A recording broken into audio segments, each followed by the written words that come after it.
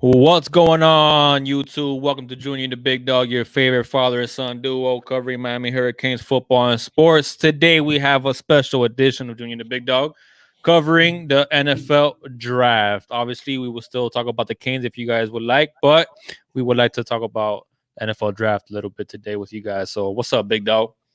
What do you say, guys? I see Brett's here with us early. Got some guys with us early. Thank you all of you for joining us. Please hit the like button.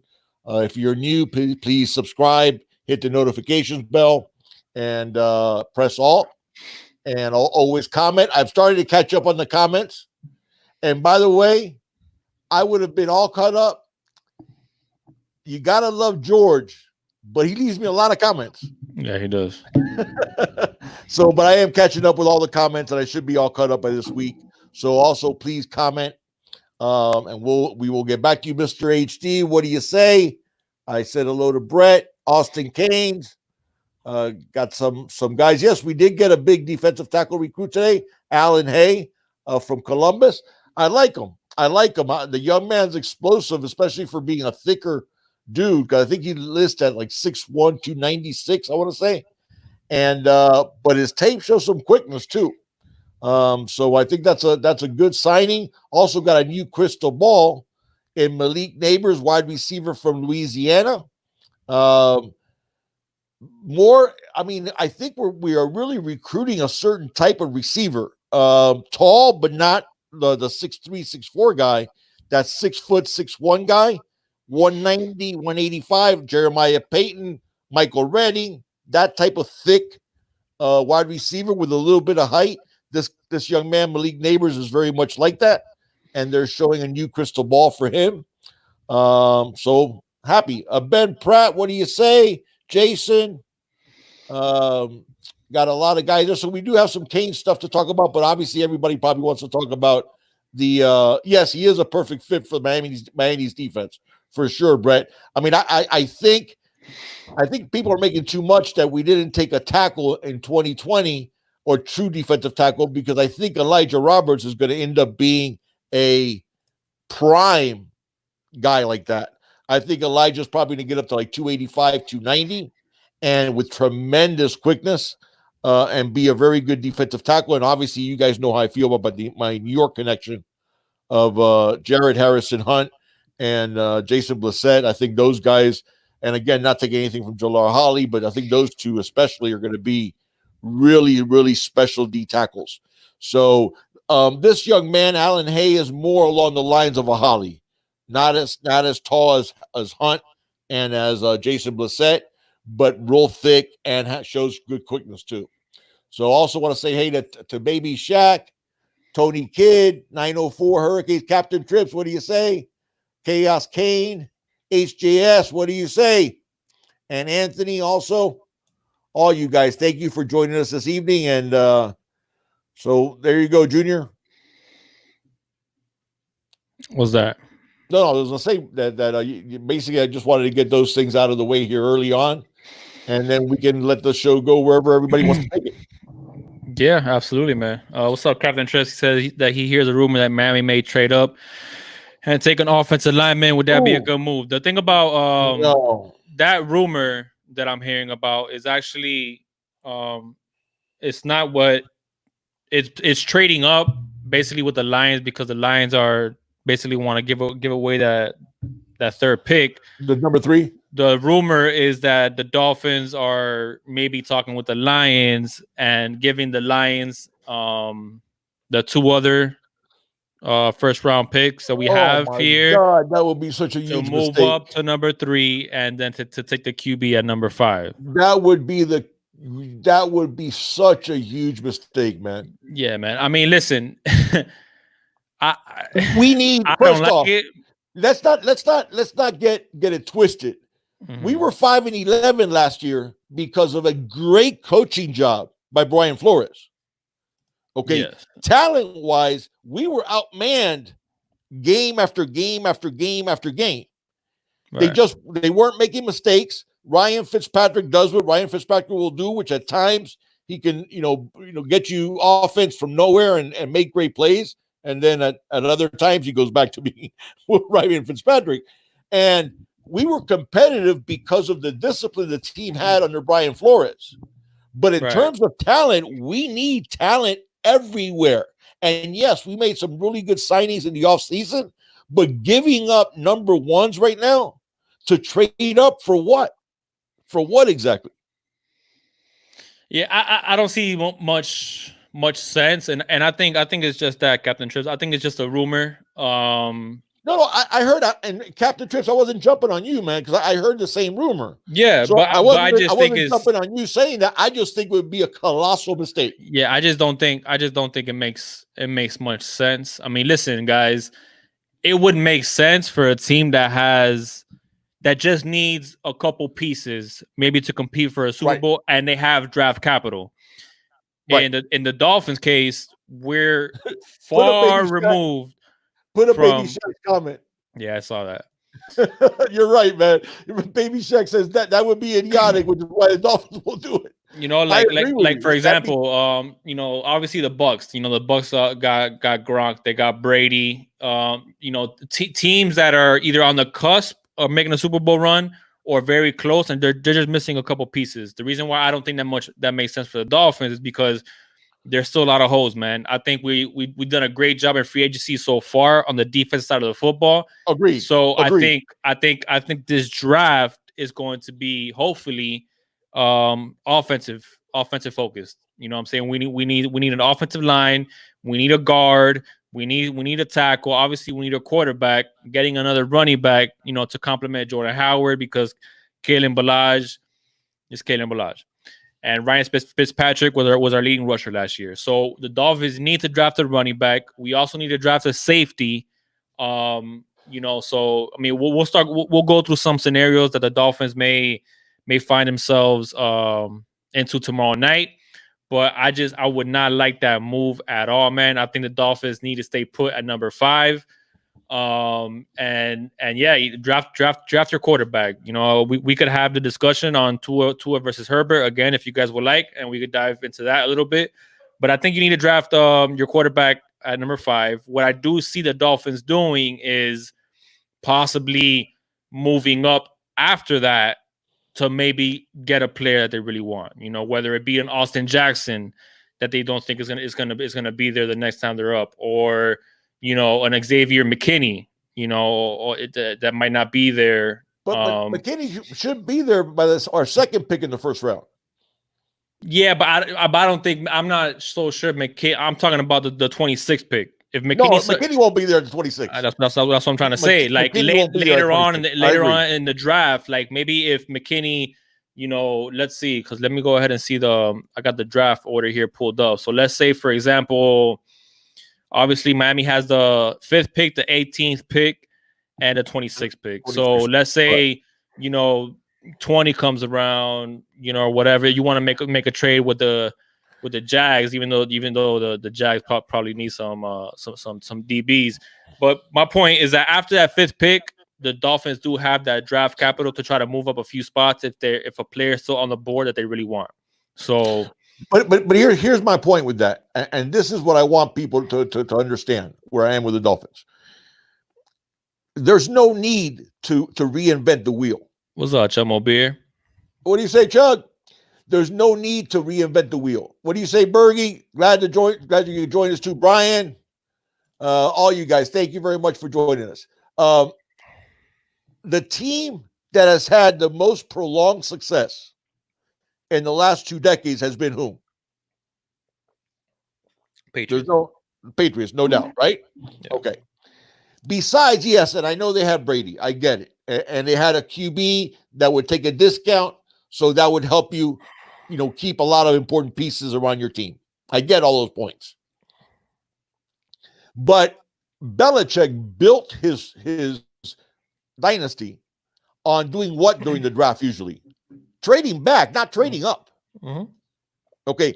Often now, I'm not saying he would never trade up, but usually his trade-ups were, I'm drafting 29th, and I want this guy at 24th. But for the most time, what he would do is, if he wasn't in love with the pick, with the player, or he thought he was overdrafting him, he'd trade back. Give me an extra fifth. Okay, give me an extra third. Okay, you want it, and just keep moving back. And that's how, even though they had such great success, they continue having success by trading up. Now we are in, and Brian, yeah, they did get, you want to call it luck, you want to call it scouting, whatever it is. They did get lucky with some late rounders. But at the same time, the philosophy of it is the right one. And the philosophy is, what you need is as many good players as you could possibly get. So the Dolphins, who are in much greater need of players, need to learn from that. And if they're going to trade with their overabundance of picks, use it to get more picks. We're not that one player away. We're not that two player away. Right.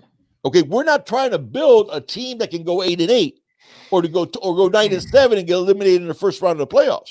Hey, before you keep on going, orange and green blood, Cohen, it's all about the U.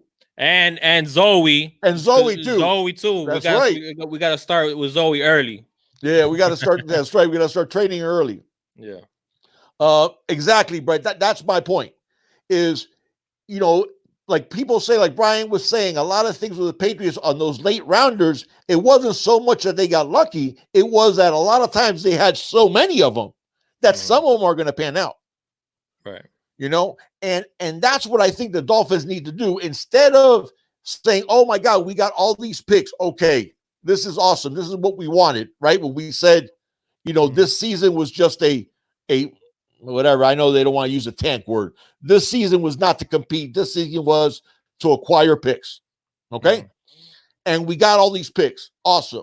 Now is when you say, okay, how can I turn those picks into making our team top to bottom the best it can be? Now, mind you, I'm not saying trade out of the fifth spot. Okay. That pick, you want your franchise QB with that pick. Okay. So what you need to do now is surround them with as much talent as you can. So I wouldn't mind if we traded, let's say, even our 26th pick, if not our 18th pick, is I'll move back. Unless there's a player there that I'm in love with, like a Xavier McKinney. Unless there's that type of player, here, I'll move back. Give me year one and a 2. Okay, well, you want to move back again? Okay, I'll take year 1 and year 2 or 3. And then you could take those picks and turn them into 3, 4, 5, 6 more picks down the road. And that's the secret of what the Patriots did forever. Right. If they were in love with a player, they take them with their pick. And if they weren't, I'll move back. I'll answer that phone and move back. And a good point by Brett. He said, you get all those picks, then give them all back on one player, and he's a bust. Then what? That's another reason why it makes no sense. And to Bergie's point here, Bergie says, I hear what you're saying, Big Dub, but I don't want to take a chance on multiple late round picks. We have a shot to get 3 quality first round picks. We need to take advantage of that. No. That's why I'm at. Bergie, but I'm not talking about like trading back I'm talking about like, let's say a 26 pick, and you're a team that's sitting in the beginning of the second round, and there's a player that you want. Okay, I'll move back 5, 6, 7 spots, but I'm going to get 2 picks from you for moving back. That's what I'm talking about. I'm not talking about, late round picks or just trying to build a team on late round picks. Right. I'm talking about getting the most value that you can from that position that we're in. So I don't mind moving back 5, 6 spots, especially, guys, you remember, normally what's the cliche? People trade up to get QBs, right? But that's not just QB sometimes. You get teams, you remember Julio Jones. When the Falcons moved up to take Julio Jones, they gave up a ton to get Julio. The draft is tomorrow, Enzo. Tomorrow at 8 p.m. Eastern time. Yeah. And yeah, it will be televised. It's going to be on ABC. It's going to be on ESPN and on NFL Network. So those of you that don't have ESPN or NFL Network, you could just get a clothes hanger, connect it to your TV, and get ABC. And then you should be able to get J-Love T says he's dying to call in to talk about the Tua situation. All right, for sure. Yeah, we'll get you in, J Love. We'll get you in, J Love, for sure. For sure. Yeah. I want to talk about that. I want to talk about that too. I actually wanted one of my friends to call in, but to talk about the Tua situation. Yeah. Because we've been going back and forth. But see, that's the thing, HJS, that bugs me sometimes. And Junior can tell you, it's not hindsight, it's 2020. Junior, what did I say? How crazy did I go when we traded up for Deion Jordan? Oh no, yeah, for sure. We thought you were too. Yeah. We thought we were going to get a super tackle. That was the year of the tackle high in the draft. Yeah. Because you had Eric Fisher, you had Lane Johnson, you had Matthews, Jake Matthews. Yeah. Okay, so I thought we were trading up to get one of those tackles. And I'm like, oh, man, yes. And all of a sudden, I saw Deion Jordan and went, oh, my God, are you kidding me? An underachieving guy who we could have gotten where we were drafting originally, and we trade up to get him. Yeah. What do you say, Big Will? Yeah, that is old school. But that's the thing, is when you see stuff like that happen, you're going, come on, man. And that's what I don't want us to see. I want us to understand where we are. And that is, we are building. And the more, what's the old saying about the draft? The more young men who are good at football that you get, the better off your team is. Usually, yeah. That's the reality of it. Right. So, and we are quite a bit behind the eight ball when it comes to talent. We are. Because I'll tell you what, especially on the offensive side of the football. Oh, no doubt. I think defensively, I think we're close. I think defensively, we're close because of the pickup. Well, yeah, free agency. Okay. That's what I'm saying. Point. Yeah. We made some good pickups in free agency. You know, we got pass rushers, we got linebackers, we got corner. Yep, obviously. So, listen, man, the Dolphins' biggest needs: quarterback, offensive lineman, and at this point, I would say a safety. And I would like to get probably another linebacker, another pass rusher in the draft. But I mean, we'll see. I think the fact that there's going to be a load of talent there at 26, though, especially running back. So I think a lot of a lot of Dolphins fans are in agreement that, listen, you take your quarterback at 5, you get your tackle at or your safety at 18. See, okay, this is me speaking. Okay. I think we can still get a J.K. Robbins in the second round. Yes, we could. So for me, at least, I want it to be quarterback, tackle, safety. I want so you don't want running back at all in the first round. I'll take Delpit at 26. Delpit should slide to the second. Delpit's not going to be there in the second. I think he will. I don't think Delpit's going in the first. I don't think he's going in the first. McKinney's dropping. McKinney's dropping because of his 40. Yeah, but he's still a better athlete than Delpit. I mean, Delpit runs a 4.3 and change. How big was Delpit though? At what size did he come in? I gotta check, but I know he ran like a 4. Double check his combine numbers. He ran like a 4.39, and McKinney ran like a 4.59. That's the thing, Anthony, is that Swift is going to be there at 26. You rather have Delpit than McKinney? Delpit can't tackle like McKinney. But Delpit could cover more ground. He's more rangy. I'll give you that. Yeah, he is more rangy. He's more rangy. He's more rangy. Oh, my point is, Bergie, I'm going to get back to that. Because that's a good question. I wouldn't, Bergie, because I want my QB at 5. But man, Simmons is tempting. I know people think he's a tweener because it's like, well, he's really a safety. But you know what I want to see? I want us to use Simmons if we would get Simmons somehow. I don't think he's going to last 18. No. I don't think Simmons is going to be there 18. And I wouldn't draft him at 5. We want our franchise QB at 5. Yeah. But man, Simmons, what an athlete, man. Simmons would be the ultimate. and listen, people forget that whole idea of striker that started in the NFL really with the Cardinals. Actually started, it's older than that, because that was a position that I loved back in the day, was basically a rover who was a quasi linebacker safety slash, but at that time he was used to play the run more.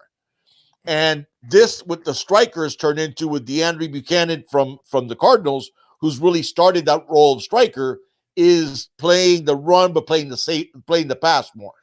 Mm-hmm. Simmons, I'd use him like that, man. I'd use him like that and play him everywhere. Let him go. You need a creative defensive coordinator to really take advantage of Simmons. J Love, even if Tua was clear to play, he's sitting out regardless. Tua's not going to play next year for any team, frankly. You don't think so? I mean, what I mean is he's not going to play his first year. Be allowed to play, right. Be allowed to play his first year. Right. I mean, you shouldn't. Like, why would you risk it? I just don't think. I know he's quote unquote healthy. The Dolphins. He did pass the Dolphins physical. The Dolphins weren't able to get their hands on him the way they wanted to really check him out, but he did pass the physical. So it's interesting to see, man. One thing you guys got to know is that a lot of smoke and mirrors. All right, because one day you hear Dolphins are high on Herbert. Next day you hear Dolphins are high on Tua. Now we're hearing that the Dolphins are going to trade up and get a tackle, and then maybe not even take a quarterback at 5. Maybe take a Simmons at 5, and then maybe because they have their eye on Jordan Love. Maybe they take Jordan Love with that second pick in the first round. I think most people have. I don't think Love's going to last the second round. No, I mean the second pick in the first round. Oh, for the Dolphins. Oh, I see what you're saying. So some people are saying that the Dolphins take best available at 5. He should be there at 18. Right. So now most people have the number one guy off the board is they have the number one tackle offensive lineman off the board is Tristan Wirfs from Iowa. That's usually the tackle that they have number one. I've seen him and he's good. He's really good. Not to give up picks to trade up to get him.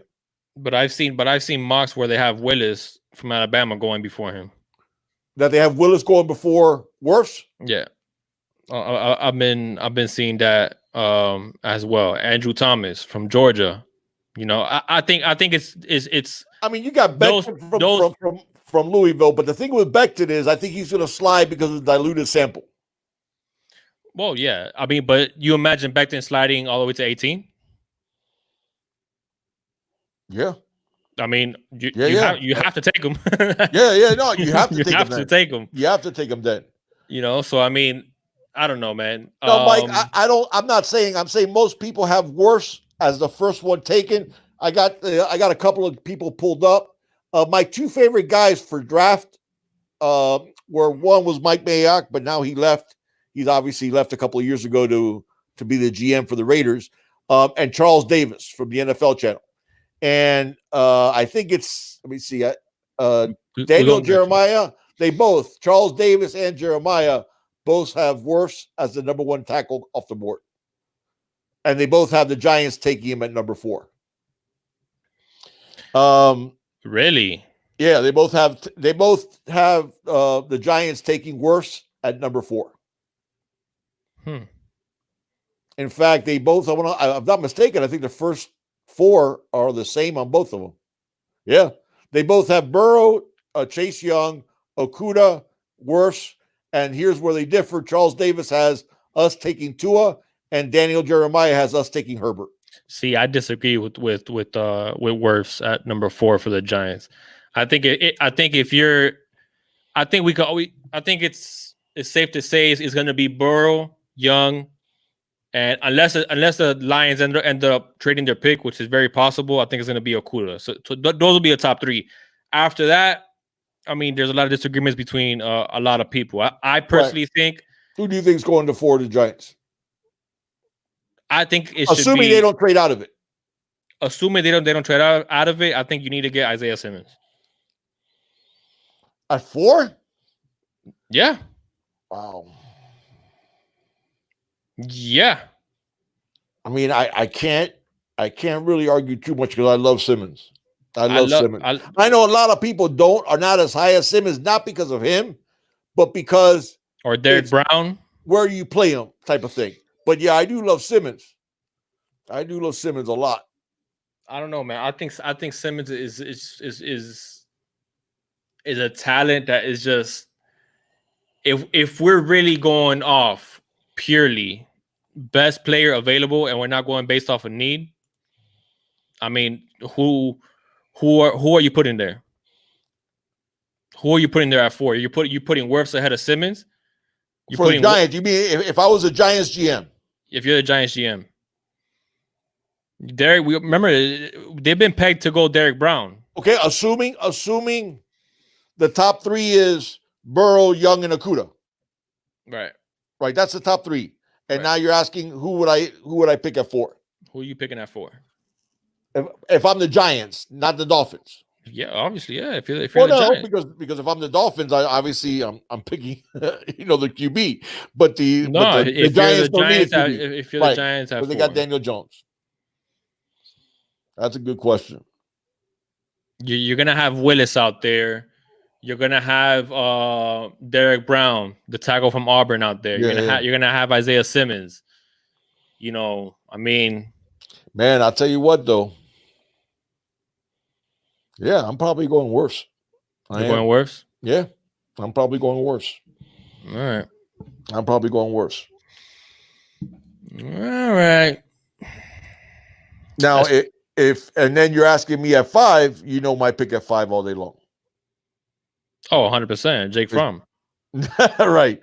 My pick at 5 is Justin Herbert. And I'll tell you what, I want him so bad that tomorrow when we pick, if we say Justin Herbert, you're going to hear screams coming from Ohio of how happy I am.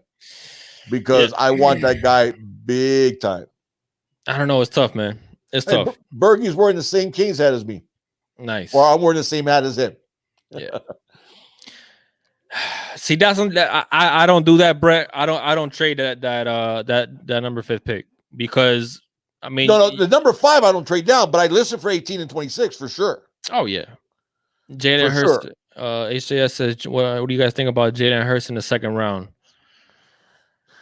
I don't like it. Yeah, I don't. I mean, I think we have the opportunity now. HJS, if you ask me that in a year that there's not a guy that I love, yeah, I don't mind that.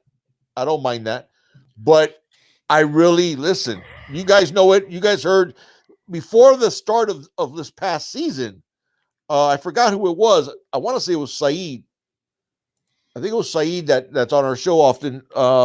Asked me who I thought was the best QB out there, and I said Justin Herbert, and that was before the season even took place.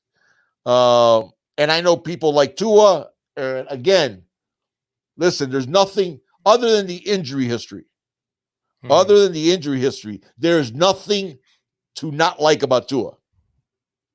Okay, right. So don't get it twisted. It's not that I said Tua is a trash or not a good pick. If they pick Tua, I'll keep my fingers crossed and I hope he stays healthy because I think he's a good QB. That being said, I want Justin Herbert badly, because I think, see, Anthony, my thing is the opposite, is Tua scares me, but Justin Herbert doesn't. And it's funny because when you hear somebody saying something negative about Herbert, it's always vague because there's nothing real to say. So it's always, well, I don't know if he has the it factor. Well, yeah, but his teammates love him and he was a really good leader. He doesn't really carry himself like a quarterback. Really? I'll tell you a ton of quarterbacks that carried himself much like Justin Herbert. Most people say the second greatest quarterback of all time is who? Say that again? The second greatest quarterback of all time. Most people give the GOAT is Tom Brady. Montana. So, Joe Montana. You want to talk about somebody more like laid back and not not having the it factor than Joe Montana? Joe Montana was drafted in the 3rd round. Mm-hmm. Okay. And a lot of people said the same thing. He was California cool. And he wasn't, he didn't have that it factor. Well, obviously he did. But the people with the 49ers will tell you, Joe wasn't a very vocal guy. Joe wasn't the get in your face. He wasn't the rah-rah type. He was just cool. He was just quiet, kept to himself, was always prepared, always ready to win, always ready to play. So but when you talk about Herbert, there's no negative that's real, that's tangible. All the negatives that I've heard have all been, well, does he carry himself like a QB? Is he a winner? Well, he just won the Pac-12 and the Rose Bowl, and really was a one game away. And I really blame that more on Mario than I did on Justin, because he got too conservative against Auburn. And then they had the loss in the middle of the season. But listen, I just don't see any drawback on Justin Herbert. I just don't see any drawback. And I do think he's a leader. I do think he's a great kid. Size, athletic ability, arm strength, accuracy, mechanics, smarts. The young man, we saw it yesterday on the Wonder League. He got a 38? 39. 38 or 39 on the Wonder League. Young man is smart. I don't see what is when you compare leadership. I think that's one of the things that. But he's tremendous. His teammates loved him at Oregon. I'm not saying okay, but that's. I mean, when you're comparing. By the way, Tua isn't a very vocal guy either. He's more vocal than Herbert. He's more yeah, that's my point. But he's not that vocal of a guy either. But he screams that personality that most teams want at quarterback. You can't bypass the success that he's had at Alabama. Dude, so did Greg McElroy. So did Jalen Hurts. No, but nobody had the success that Tua had. None of those guys had the success that Tua had when you compare it. Excuse me? They didn't. It's not even close. I could pick you somebody that was a lot more successful than Tua. Who? The what's his name now? The backup QB for the Bengals. It was a backup QB for the Bengals. McCarron? AJ McCarron. Mary McCarron wasn't more successful. Compare AJ McCarron's career to Tua's. Tua has won national championship. Stats wise, McCarron had 2.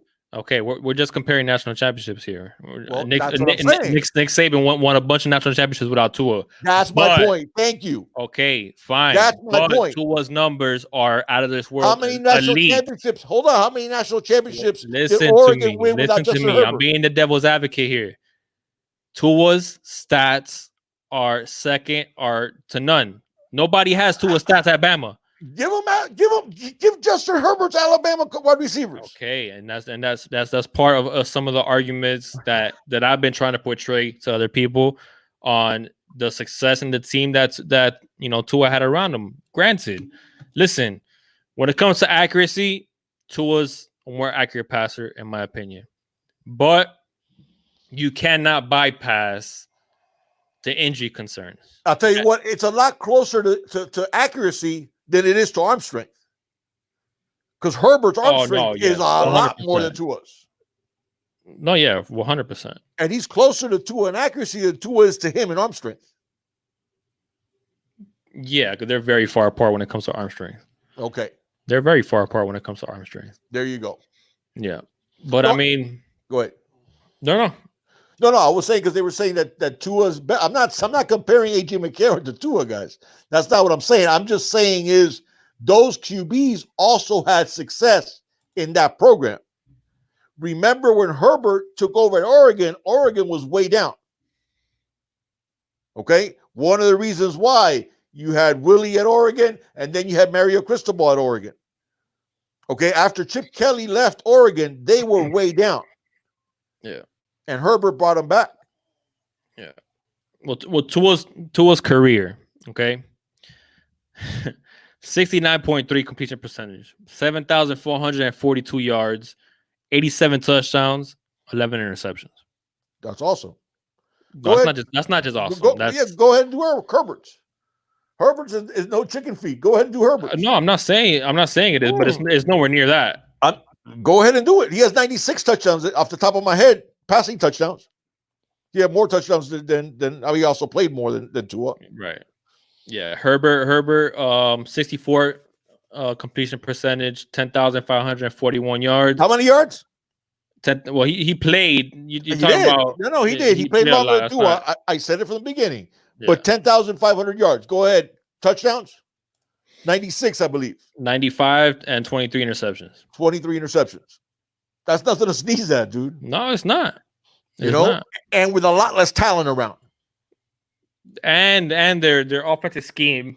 I mean, it's much different than Bama. I think they rushed. I think it was 55% of their plays was rushing and 45 passing. One stat that I did see that really opened my eyes to some things, and it goes to show you the talent that Tua had around him. I believe 48% of Tua's touchdowns in his career at Bama traveled less than 10 yards through the air. Repeat that again, please. Yeah. I'm pretty sure it's 48%. It was a high percentage. I don't remember the percentage, but it was a high percentage. Absolutely. It was close to 50% of Tua's total touchdowns at Alabama traveled less than 10 yards through the air. Because of the talent that he had at wide receiver. 100%. 100%. It's tough, man. Listen, I like Tua. I think me and the big dog disagree here on this little point. I think if Tua does not break his hip, I think it's a no-brainer. You take Tua number 5. I think the fact that Tua broke his hip, and obviously he had those 2 ankle surgeries. I think he banged up his knee one time. Dude, at Alabama, where he was hardly getting touched behind those offensive lines. Yes, but Justin Herbert, the Oregon had the best offensive line in football last year. But you blow at Justin Herbert at Tua, and he's injured. Okay, you yourself said that tackle that dislocated his hip wasn't anything. No, it wasn't. And the dude dislocated and fractured his hip, helicopter, all that stuff. Who was it? Big Dog, you'll be better at this than me because I can't remember the last one. The last quarterback at Alabama that has real success in the NFL. You have to go back a ways, man. You got to go back a ways. Because I can't think of. They're really in the modern era. You really, I mean, all time they have Joe Namath and Ken Stabler and Bart Starr, so they have several Hall of Famers. But back in the day, in terms of modern times, you're not seeing it. That's going. Yeah, they do have 3 Hall of Fame quarterbacks, so I do have to hand it to them because they do have 3 with Joe Namath, Ken Stabler, and Bart Starr are all Alabama products. But that's the thing is, listen. I don't want to. It's not like I'm downing Tua, man. I'm not. I said this before. If we take Tua at number 5, it's not going to ruin my night. Okay, I'm not saying that at all. Okay, I'll just have my fingers crossed that he stays healthy. Okay, because these hits are going to get much worse. The hits in the NFL are going to be much better athletes hitting you than Ole Miss. Not just that, like. Let's just if he doesn't play the first year, which obviously he's not going to, if he gets drafted by the Dolphins or by whatever team, even though it's kind of crazy to think that if the Dolphins take Herbert and the Chargers take Tua, are you really gonna trot out Tyrod Taylor when you got Tua chilling there on your bench? Well, I mean, listen, that's probably what the Chargers are going to do. That's tough. But no, that's fine, dude. They did that with the Browns. They had Taylor for that specific purpose. And then he went to Baker Mayfield, and then Mayfield kept the job after that. But remember, Tyrod started the season as a starter. Right. And then they put in Baker Mayfield, and the team got juiced up, and that was all she wrote. And Baker stayed, kept the job, and then went on to win a Rookie of the Year. But this concept of, well, if Tua checks out health wise, and again, I go back to, no one can say anything negative about Justin Herbert, because to me there is no negative, and he is exactly what I want in my QB. He checks every single mark. He's accurate. He's smart. He's tremendously athletic. Okay. Huge arm, a gym rat, a kid that's going to be, one of those kids is going to be the first guy in the building and the last to leave. Right. What is it that you don't like about him? I mean, and I'm not saying you, because I know you do like Herbert, but I don't understand what the impact is of people passing on Herbert. And it's almost like he's a victim of his own ability, in that people see him and go, oh, well, if he was as great as he looks, why didn't Oregon compete for a national championship? And that's a lazy take, man, because you need a team. You need a squad. You can't, how many QBs, look at the great QBs that are in the NFL now that didn't win a damn thing in college. Tom Brady had a hard time even holding on to the job with Drew Henson and with Brian Griese at Michigan. One knock that I have heard on Herbert, and it's hard to argue with the stats, at least the rankings, is Herbert when he's under pressure. He becomes a little errant with his throws, with his mechanics, under pressure. I have here. I've seen that. Okay, I've seen that. I have seen that. I've seen that on film. Okay, I have. But his mechanics otherwise are really impressive. So he's a guy that has muscle memory with good mechanics. Right. You can work on that. That's something you can. We're not talking about a guy who's not accurate. We're talking about a guy whose accuracy drops from under pressure. Now, all QBs complete a less percentage of pass under pressure than they do normally. Yeah. That's true with all QBs. Okay. But look, I got something here for you. Go ahead. This is Pro Football Focus. Among 129 qualifying FBS quarterbacks last season, Herbert ranked 124th in negatively graded play rate under pressure. See, I don't buy that. I don't buy. What you mean? I don't buy it. No. That was Pro Football Focus, correct? Yeah. Yeah. A lot of their grading system, I don't buy. You know that. I don't agree with a lot of their grading system. Now, listen, on the flip side of that, from a clean pocket, Herbert has the highest accurate pass rate in the 2020 draft class among throws of at least 20 yards. There you go. So, I mean, then here, I got some more things for you guys. Against the 6 highest rated defenses he faced last year, Pro Football Focus said he made just 7 big time throws and 10 turnover worthy plays. I saw those games. It says here, more troubling metrics on his uneven accuracy. Last season, he ranked 64 in FBS in accurate pass rate on throws that were made in 2.5 seconds or less and traveled less than 10 yards. On passes that traveled 19 yards or fewer with the clean pocket, Herbert threw the 4th most incompletions that were faulted to him, whether it was an overthrow, underthrow, ball in front or behind, etc. So I mean, there's things to pick at here and there, but with Herbert, yeah, I don't see it. Now, like I said, the under pressure part, I did see that. Yeah, I did see that. But again, I think that's a mechanical issue. That's not a pure. You remember when we were talking about Nkosi? Mm-hmm. That's not the same issue. Because we're talking about he does have good mechanics. Mm-hmm. Now, when he's on the run, that can be tweaked. Right. That can be tweaked. It's not an accuracy issue. Now, in terms of his short, it's also, look at the system. Listen, I've seen him make some really accurate shorter throws. Have I seen some that have gone errant? But not to the point that he has poor accuracy at all. At all. I mean, 64% completion percentage would tell you, and he's the number one deep ball thrower in the country. So what does that tell you? He's not throwing dinks and dunks. And he's not throwing dinks and dunks, but he's completing 64% of his passes.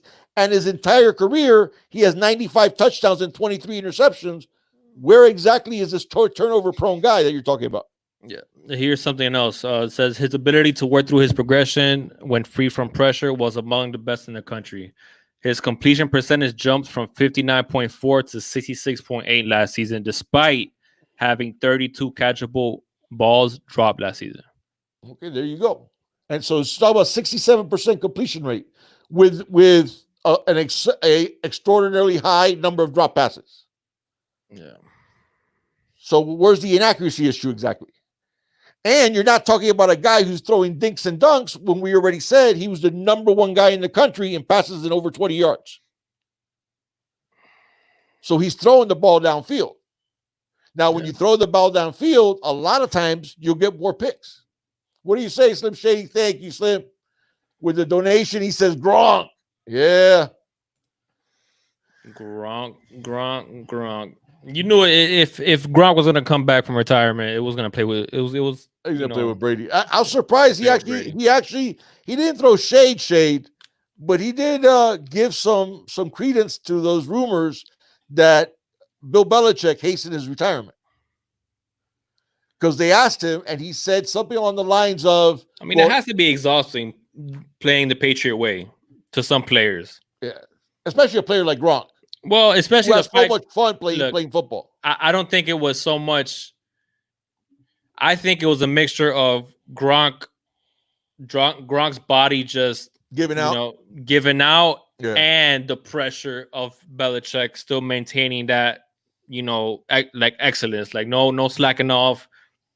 So I think it was a combination of the two, and Gronk actually said it after the last Super Bowl win. He said that he couldn't walk after the adrenaline wore off, and he couldn't sleep, he couldn't walk, he was always in pain. The dude played football the way it's supposed to be played, and his body took the punishment. 100%. Took the punishment, no doubt. He's going to end up like me when he's older. Yeah, he's going to end up having trouble walking. But I've never seen any tight end I'd rather see play than Rob Gronkowski. To me, everybody at their best, the greatest all-around tight end I've ever seen is Gronkowski. Is Gronk. And that's saying something because I've seen some great tight ends in my day. Now, that's tough, man. Listen, the dude blocked like an offensive lineman and was in his career, he was the number one in the entire NFL in receiving touchdowns. Not number one in tight ends, number one, period, during his career. No, I like watching Antonio Gates. I like Shockey. I like Gates. I like Tony Gonzalez. And at the end of the day, Tony's the one that ended up with all the records. But Gronk, Tony wasn't. I mean, he ended up being an okay blocker at times. But Gronk blocked like an offensive lineman. Yeah. And a guy who was a tremendous receiver, amazing hands. I like Kellen Winslow too, senior. He would be in my top 5 for sure. I like Ozzie Newsome quite a bit, and then I'll go back to like John Mackey and Mike Ditka and those guys too. But Gronk was a specimen as a blocker and a specimen receiver too. So yeah, he was. Go ahead. So I'm thinking about trying something here. Let's see if it works out. All right. So I have a mock draft simulator. All right. Okay, go ahead. We're just gonna do the first round. All right, let's do it. Let me see if I can. You guys want to do that? You guys want to do a draft simulator? I'll share the screen. I think they'll like it. Let me see. Hold on. Let me see. All right, how's that looking? Can you guys see that? Can you see that, big dog? I see it. I see it just to be a small print, but remember, yeah, well, you're a little blind, man. I'm a little blind, and I have it on only part of my screen, right? Because I have the YouTube feed on the other half of my screen. So I got you. So you guys see that, right? Yeah, everybody sees it. Good. You guys want to do that? Then we'll do that. All right, let's start it off. All right. First pick, we all know. All right, hold on. You guys want to do just the first round? Or you want to do the first 2 rounds? How do you guys want to do this? Remember, we do got to get the J Love T's call though. Oh yeah, no, 100%, 100%. I was actually setting up the numbers. So yeah, let's do at least the first round, and then if you want, Anthony say 2 rounds. I think a lot of guys might want us to do 2 rounds. We can do that too. All right. We probably got to do a couple. 2 rounds. Everybody's saying 2 rounds. No, Slim is saying first round. All right. Regardless, it's fast. So you see it there starting. Yep. All right. So, hey, look, like I said. So Joe Burrow number 1, Chase Young number 2, Okudah number 3, and number 4, Isaiah Simmons. You have Isaiah Simmons? No, that's the simulator that picked. Remember, I'm just doing the Dolphins. Oh, okay. I don't know. I'm not going with that stimulator though. I don't think they go with Isaiah Simmons. Oh, okay. Well, it's a simulator, big dog. all right. It's a simulator. So at number 5, at number 5. I want Justin Herbert. Everybody's cool. Watch what happened after the Dolphins pick 2. You guys want to see what I'm talking about with this mock draft? People saying 2. Give me Justin Herbert. If it's me and I'm in that war room, I'm pounding the table. I'm getting on top of the table for Justin Herbert. All right. We're going Justin Herbert. We're going Justin Herbert. All right. You know what? Let me do. All right. Hold on. Baby Shaq is with me. Thank you, Baby Shaq. There's not too many of us in this camp, the Herbert camp. All right. Let me start over. Brett's with us too. There you go. All right. Normal speed. HJS is with Herbert too. There we go. We're getting some support. Let's see if it stays the same. You see here it has. So I restarted just so it could go a little slower. So then after the Dolphins pick, we could see the pick of all the other teams. Okay, gotcha. So here, number 4, the Giants with Derek Brown.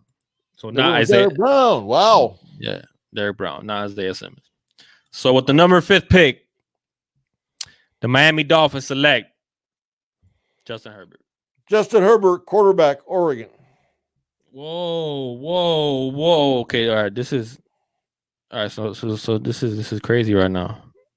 Tua's not gonna get picked. No, Tua's going to the Chargers. If we pick Herbert, Tua's still on the board. Tua's still on the board. Yeah, crazy. No, I'll put it this way: whoever the Dolphins don't pick, that's who the Chargers are going to pick. The simulator is stupid. The Chargers are going to go with whoever we don't pick, either Tua or Herbert.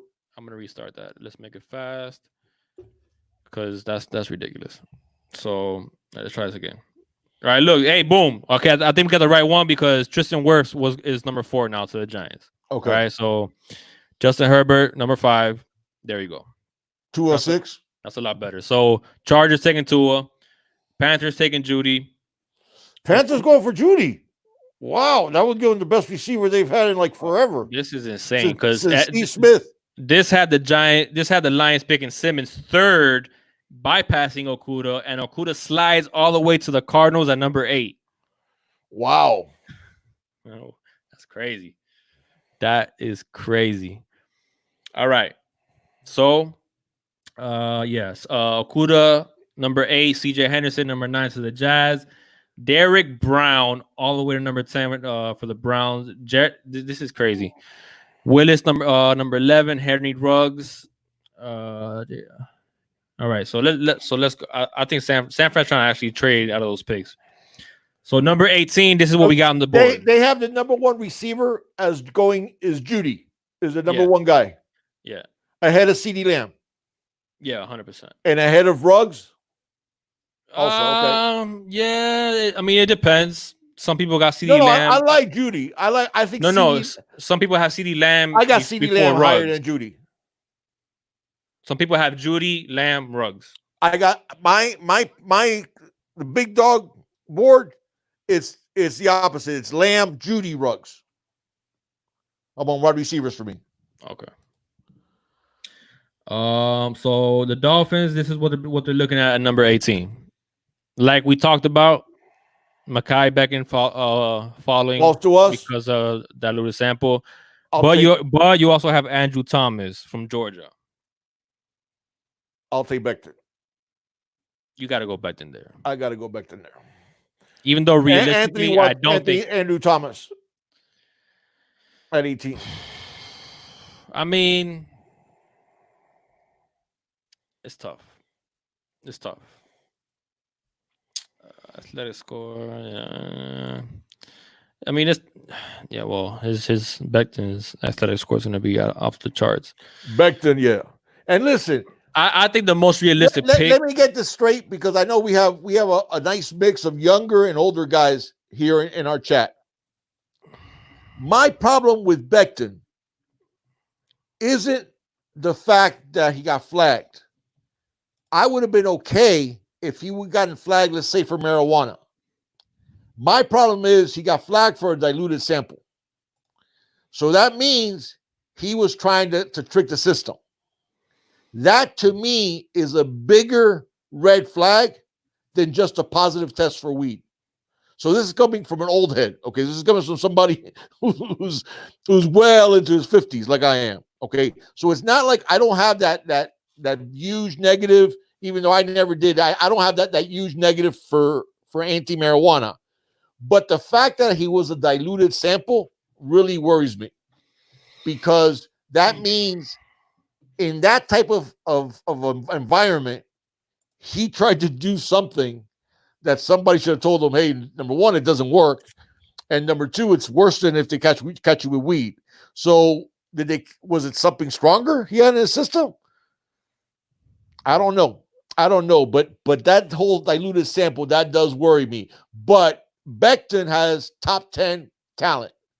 And if he slides down to 18, much like I said, the same thing with Tunsil. When the Dolphins picked Tunsil, I was all for it because I said we're getting top 5 talent because of the whole gas mask smoking weed thing. And it proved out. I mean, he hasn't had any issues since. Tunsil. No, he hasn't. He hasn't. I mean, I don't think he's turned into a good player, to a very good player. No, but I'm talking about, we're just talking about the character. Right. Yeah, he hasn't had any issue. He hasn't turned out to be no the player that we thought he was going to be. Correct. But he hasn't had any character issues either. So, correct. He's turned into a good left tackle, not a great one. Yeah. But he still has plenty of time left to amp up his game even more. Regardless, I don't think Thomas is the best tackle in the draft.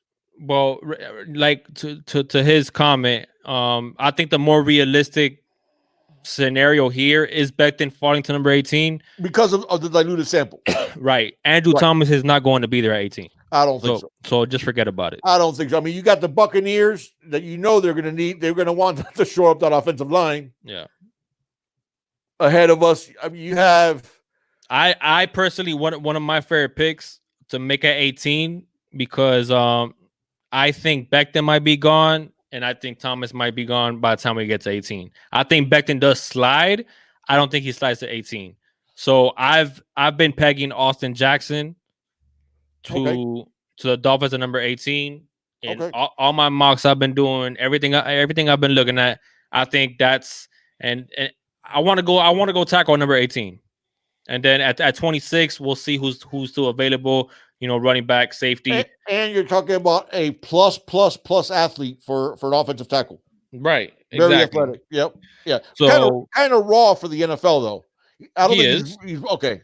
He is. So we're the same boat then. No, but you're right. He has first round talent, no doubt. Yeah. But no doubt. All right. So for the sake of this draft, man, let's stop talking. Let's go. You want to go ahead and take Becton then? If I can, yeah. If he slides 18, well, I think it's the most realistic thing. Andrew Thomas is not going to be there 18. So all right, we'll go ahead. who would you take, Becton or Jackson? Okay, I'm not going to ask you if it wasn't for diluted sample, including the diluted sample, including what happened. I'm still taking Becton over Jackson. I am too. He's even a better athlete, I think, than Jackson, and he's more polished. And he's more polished, right? He's more ready. All right, so Becton at number 18. Yeah. So let's move up a little bit. What do the Raiders do? They got Kenneth Murray, linebacker from Oklahoma. The linebacker, yeah, from Oklahoma. And Jordan Love goes to the Saints. Wow, great pick by the Saints. Yeah, great pick by the Saints. If that is what they end up doing, DeAndre Swift goes to Philly. Goes to Philly. Yeah. Ezra Cleveland goes to the Vikings. Andrew Thomas finally goes to the Patriots. There is no way. Like some of these simulators are just ridiculous. Andrew Thomas falling to 23. Andrew Thomas lasting that long. Right after Andrew Thomas, we got Austin Jackson, who we're just talking about going to the Jags, and then we got Trayvon Diggs going to the Minnesota Vikings. So, then it's our pick at 26. Then it's 26. They got McKinney still on the board at 26. I take McKinney and call it a day. Yeah, right. I mean, I take McKinney and go party. Justin Jefferson is out there. No, I take McKinney. I'm just saying, Patrick Queen is out there. You haven't called T. Higgins either. T. Higgins is still out there too, a wide receiver. T. Higgins is still out there. Yeah. A lot of players, man. Who would you guys, with what we have on the board right now, before I make any selections, I want to know what the chat thinks here. Who would you take right here at this pick? Anthony says McKinney. Sammy says Taylor. What up, Gallo Negro? What do you say, Gallo Negro? What are you guys feeling like? I feel like we'll go ahead and do this one, and then we got. McKinney is there, I'm with you. I take McKinney and then get our running back later. Oh, Jonathan Taylor, yeah, absolutely. See, that's the thing, guys. Most people have DeAndre Swift as the first running back going, and I know people are concerned because Jonathan Taylor does have a lot of miles on those legs. Wait, there's probably a way I can make this bigger, right? But I'm going to tell you something, man. No. Wasn't that? I see Jonathan Taylor, and I see plenty of Taylor, and I see plenty of DeAndre Swift. Jonathan Taylor is special. Jonathan Taylor is special. And absolutely, HGS, I think Taylor's the best running back in the draft, without a doubt. Without a doubt. And I know people like DeAndre Swift. You think Taylor's going up that high, Slim Shady? Because some people have DeAndre Swift as the number one running back off the board, and I completely disagree with that. And I like DeAndre Swift. A lot of people haven't coming off the board before Jonathan Taylor. Yeah, and I like Jonathan Taylor. I like Jonathan Taylor better than anybody. Yeah, I think Jonathan Taylor is the best running back, and I'm not because he hasn't. It's not like he has a lot of miles and has been banged up. The kid is durable as hell. And he's built like a block of muscle. Right. J-Lo T says he's taking Cesar Ruiz all day. Cesar Ruiz all day. Oh wow! Here at 26, I'm taking McKinney. Dolphins need a safety, man. They need somebody to replace Rashad. So basically, J-Love wants to build the offensive line, which is not a bad idea at all. It really isn't. It isn't a bad idea at all. Yeah. I mean, I like that, but you would still go quarterback with that first pick, right, J-Love? Well, hold on. Don't say who your pick is, J-Love, because J-Love wants to get in on the line, and he wants to talk about this Tua situation. Go ahead. Have him call in. Let's go. Well, hold on. Let's go ahead and finish the picks. Okay, gotcha. So we're going McKinney. Yeah, right. If McKinney's there at 26, I'm even tempted to take McKinney at 18. See, this is ridiculous. I don't even feel like doing this anymore. So now we're in the second round with the 39th pick. The Dolphins could get Jonathan Taylor. They could get Josh Jones. They could still get Justin Jefferson. T. Higgins is still out there. Oh my God! I don't see Higgins or Justin Jefferson going into the second round. You know who I do like a lot, Big Dog? I think there'll be 5 receivers taken in that first round, which is pretty amazing. At least 5. You think so? Oh, yeah. I do. CeeDee Lamb, Yeah, Ruggs, Jerry Jeudy, Henry Ruggs, T. Higgins, and Justin Jefferson. Not in that order. My order is, in fact, if I give you my order, it'd be CeeDee Lamb, Jerry Jeudy, Henry Ruggs, Justin Jefferson, and T. Higgins. That would be my order. Well, if this was real life, if this happens tomorrow, man, like I don't know what I'm gonna do with myself. Obviously, Jonathan Taylor's a pick here at 39. He's still on the board. We have to take Jonathan Taylor. Oh, absolutely. And I'll tell you what, if I can get Jonathan Taylor there in the second round, yeah, I am celebrating. I'm getting a piñata and put it in the war room to celebrate. Yeah. And to finish it off in the second round, because they even do trades here. So to finish it off, let's see what else we got here in terms of needs. You got Terrell Lewis, the linebacker from Alabama. I mean, Blaylock, the tackle from TCU. Oh, interesting. They got him sliding all the way to there. Yeah. Yeah. And that is pick. What number is that pick? Oh, they got Prince Tega Wanago. Oh, from Auburn. That's what I would take. Yeah, man. You talk. Yeah, but listen, we drafted. I mean, we drafted some offensive linemen last year too, and a couple of guys who I think could develop. Yeah, Big Dog, but we still need. No, I got you. But Jay loves point of Ruiz. But Ruiz, you have him gone anyways, though, right? At that pick. Oh yeah, no, but yeah, Ruiz is gone. Yeah. Ruiz, where did Ruiz go? Ruiz went to, let's see here. Where'd he go? Ooh, where'd he go? Because I have Ruiz as the best center in the draft. Yeah, so does everybody else. He went 31st to the Niners. Okay. So yeah, he's not. But you guys got he's definitely a first round talent. You got Ross Blacklock. I know we call him Blaylock, but it's Blacklock from TCU. You got him still available late in the second round? I don't think so. Oh, okay. I don't know. I don't think so either. I don't think he'll be there. I like Prince Tega. I do too. I love Prince. I'm taking Prince there. I love Prince. I'm taking Prince there. Yep. And that finishes it up. So this is what basically it'll look like. Herbert, Mackay, Xavier McKinney, Jonathan Taylor, Prince Tega. Hey, man, I'll tell you what. If that were to happen, if that is the first two rounds. I'm flying down just to give Mike Greer a big hug. Oh, my God. Chris Greer, I'm sorry. Where did I get Mike Greer from? There was a Mike Greer. Where did I get Mike Greer from? That would be crazy, but that's not gonna happen. Yeah, that would be a haul. That's not gonna happen. What do you say, Demetrius? All right, man. So let's go ahead and Baby Shaq says that's a big W. The damn straight, that's a big W. Yeah, you ain't kidding, man. Oh, Dante likes Michael Pittman Jr. Ooh. Dante, you're talking about a second rounder? Yeah, that would absolutely be a good pick in the second. Yeah. I like him. This wide receiver draft is deep as hell. It's deeper than I can't remember the last time I seen a wide receiver draft this deep. Yeah, but running backs too, big dog.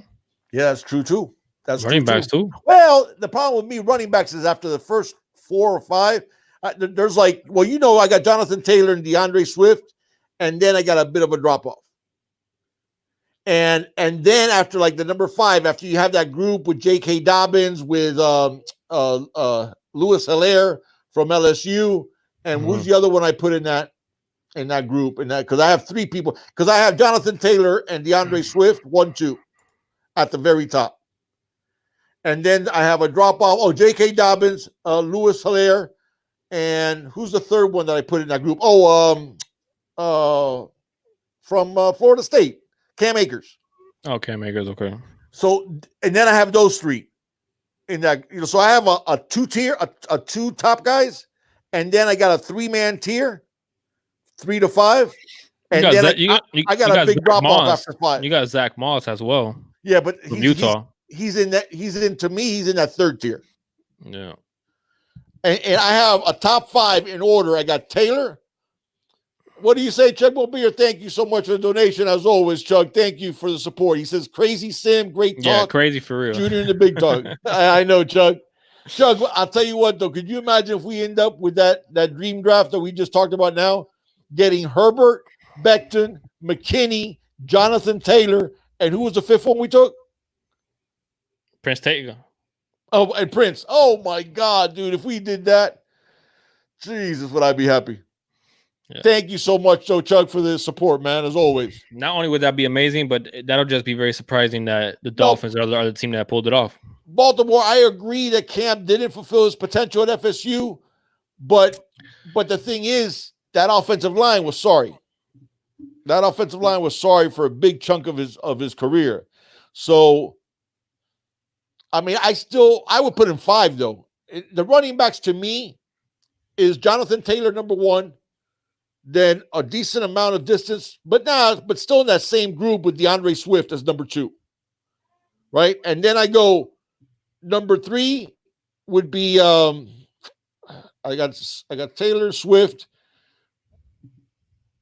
I have, oh my God, who's the one I said for 3? Because I got Cam Akers 5 and I got Louis Hilaire at 4. Who was it that I had at 3? Oh, Dobbins. J.K. Dobbins. Thank you. Jesus.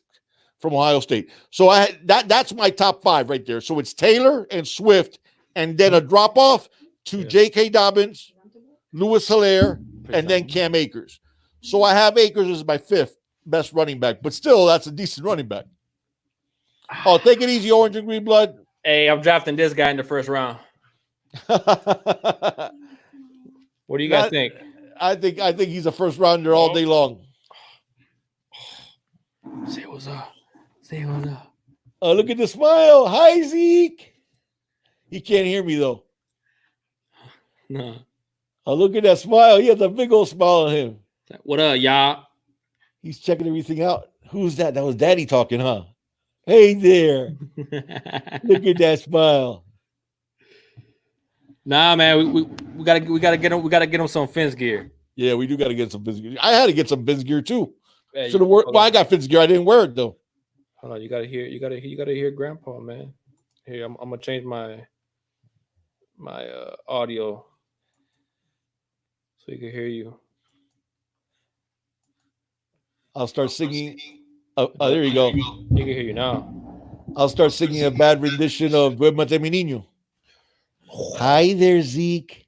Hi there. It's Grandpa. Say what's up to Grandpa, He's man. looking around. He's going, where's that? I know that voice. I know that voice. Where's he at? Where is Grandpa at? He's looking around. He's searching for me. Look. What is he doing? He's looking for you. Oh, my gosh. What do you say, Zeke?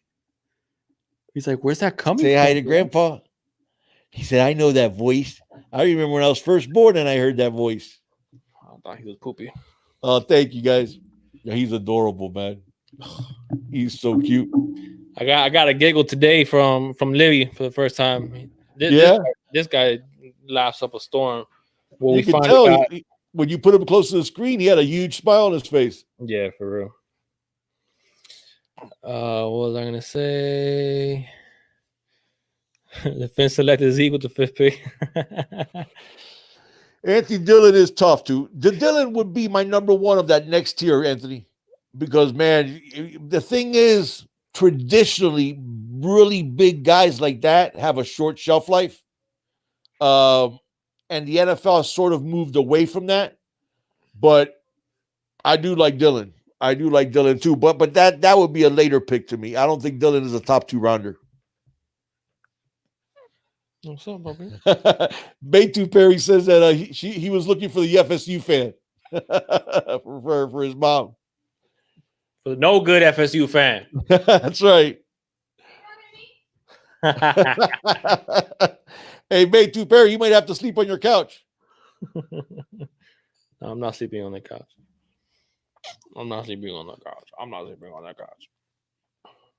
Yeah, you better hang on to him for protection. All right, Mama, you ready?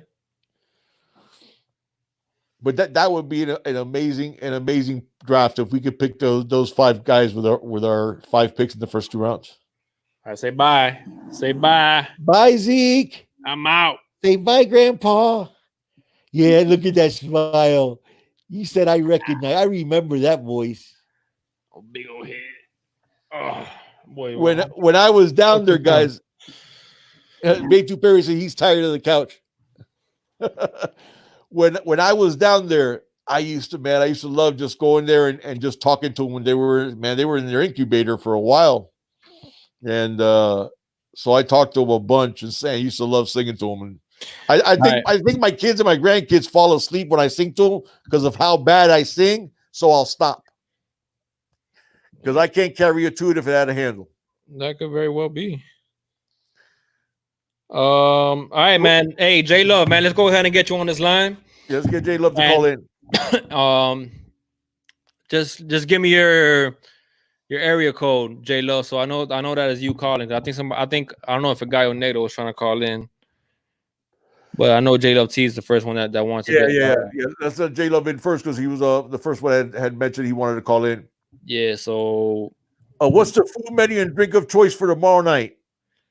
I'm boring as hell. I'm going with orange soda and chips and cheese sauce. Burgers and bourbon. Hey, Guy Onedo, I'm gonna get J Love T in here first, and I'm gonna go ahead and he's asking, is it 786 or 305? All right, it should be him right here. You're on with Junior the Big Dog. Who we got? What up, guys, man? Good evening, man. It's J Love T, man. How you guys are doing tonight, man? What's going on, my brother? Thank you for calling in, J Love, and for all the support you always give us, man. Nah, man. Thank you guys for taking the call, man. Especially tomorrow, man. I'm nervous, man. But I have a question. Before I give my answer, this question goes to Big Dog because you're more known of the history of football. And my answer will have a better understanding when you answer my question because you have to give the history for people to understand my answer. So okay. Please let the audience know the history of how the Dallas Cowboys built their team in the 90s. What was their focal point after the Herschel Walker trade? And I'll share on the line and wait and listen. Okay, so you got it, J Love. What you were asking is, what was the critical move after the Herschel Walker trade? Was that what the question was? My time frame might be off. With the Jimmy Johnson era, just the Jimmy Johnson era period, because I don't know if that was before or after the Herschel Walker trade. So quote me if I'm wrong. But with the Jimmy Johnson, Jerry Jones era, let me be more specific. With the Jimmy Johnson and Jerry Jones era, what was the focal point on the draft? And I know the Herschel Walker trade was one of them. Right. Oh, I mean, they built arguably the best offensive line in maybe the history of football at one point. The Great Wall of Dallas. And that offensive line with Larry Allen, with all those guys, man. They had an offensive line that was just stacked. Is that what you're talking about? Or are you talking about I didn't understand the question. Are you talking about the? He's saying like what was the focal point? Like what did Dallas besides the Herschel Walker trade? Besides the Herschel Walker trade, what did Dallas focus on doing? Like what did they focus on building after that trade? Is basically what he's asking. I mean, it's hard because they had a couple of different focuses going on. Because offensively, they built they wanted a great offensive line, but they wanted the triplets. They wanted a dominant receiver, a dominant quarterback, and a dominant running back, which were, of course, Emmitt Smith, Troy Aikman, and Michael Irvin. He says, which came first? Oh, Irvin came first. Irvin came first, then Aikman. In fact, I don't know if you know the story, but when Irvin first got to the NFL, obviously he was just coming from University of Miami, so he's used to winning national championships. And they lost a game, and he was getting all pissed off because they lost and taking off his tape and throwing it and stuff like that. And one of the players said, hey, man, relax. This isn't college. You still get paid the same on Tuesday because Tuesday's when they get their checks. And Michael Irvin tells the story that when Jimmy got the job, first thing he did was go to Jimmy's office and said, get rid of this guy, get rid of that guy, get rid of that guy, just pointing out the paycheck players, the players that weren't all about winning. And Irvin was a big piece of that. And I don't know if you guys remember this, but in the beginning, the Cowboys had two highly drafted quarterbacks. They had Troy Aikman and they had Steve Walsh. People forget that the Cowboys picked Steve Walsh also in the supplemental on top of Aikman. Yep. And at that time, Walsh was outplaying Aikman. But then obviously Jimmy made the right call and said, no, Troy Aikman has a much higher ceiling. So he went with Aikman, and then they dealt Steve Walsh to the Saints. But then they ended up getting Aikman and obviously Evan Smith. And then they had the triplets with that tremendous offensive line. And then defensively, he went with speed. And that was something new to the NFL. That's something that Jimmy brought with him from Miami, from the Canes to the NFL, in that the defense was focused on speed. So you had lighter linebackers. You had guys playing in two waves on the defensive line because he wanted to go 8 deep on the defensive line to keep the defensive line fresh with fast linebackers and then building speed on the back end too. But I didn't know, J Love, if what is it that you were talking about exactly? The offensive line. Oh, absolutely. The Great Wall of Dallas. Yes, the Wall of Dallas. Okay, let me say this. If we go to Herbert, right, we can't have steps. I understand there's safety. We have problems. We have issues at safety. I understand we have issues at defensive tackle. But especially if you get two up, you have to build the offensive line. And if that means trading up from 18 to get the best right tackle, you do it. If you gotta get Josh Jones from Houston at 26 to finish the offensive line on left tackle, do it. J Love, let me ask you a question. What's your? I don't want to pick two up. Because this is the perfect draft to build the offensive line. I agree. Line, still get a number one D tackle in the second round and build the defense with the rest. But I feel like if you get Tua and he's six this year, we're going to be in the same situation next year with next year's quarterback class.